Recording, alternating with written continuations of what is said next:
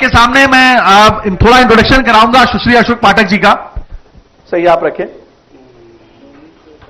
अशोक पाठक जी लखनऊ से ताल्लुक रखते हैं। कुबेर टाइम्स नामक एक अखबार में ये उस अखबार के वो प्रबंधक थे।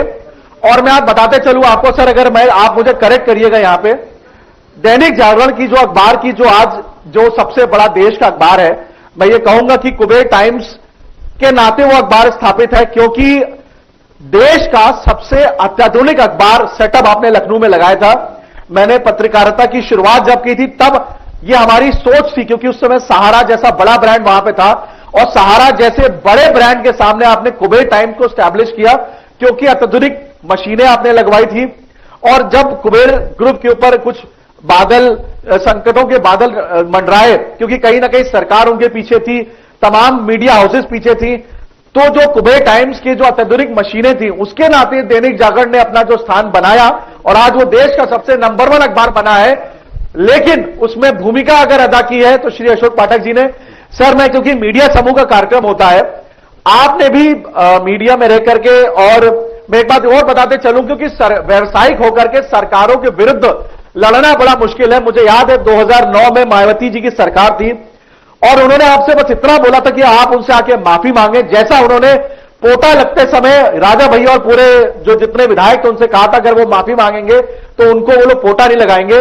आपके ऊपर भी ऐसे ही कहा गया था कि आप उस समय की तत्कालीन सरकार जो विपक्ष मुझसे पहले थी कि उनका साथ छोड़ के आप आइए, लेकिन आपने उनका साथ नहीं छोड़ा। बहुत बहुत धन्यवाद ब्रिजमोहन जी का। और मैं पहले अखबार से पत्रकारिता 10-12 साल में काफी बदल गई है। एक जमाना था कि एक संवाददाता जो है वो मुख्यमंत्री से बात कर लेता था या अपनी बात रख लेता था। एक छोटी सी घटना है, राजनाथ सिंह जी मुख्यमंत्री थे और मेरा अखबार चल रहा था, तो मैंने उनसे समय मांगा।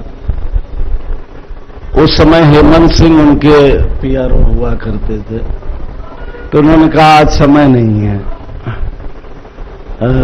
कल का हम दे सकते हैं।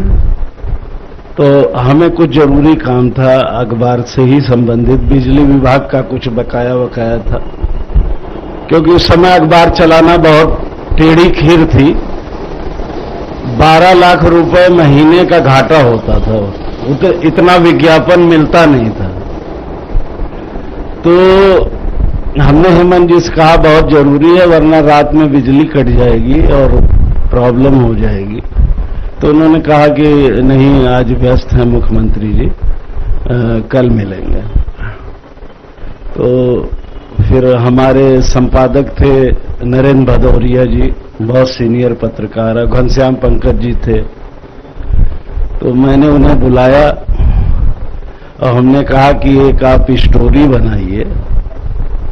उस समय उत्तराखंड बन रहा था और आरके सिंह राजनाथ जी के प्रमुख सचिव थे, और जिस समय मुजफ्फरनगर कांड हुआ था आरके सिंह वहां के डीएम थे और उन्होंने वहां गोलियां चलवाई थी।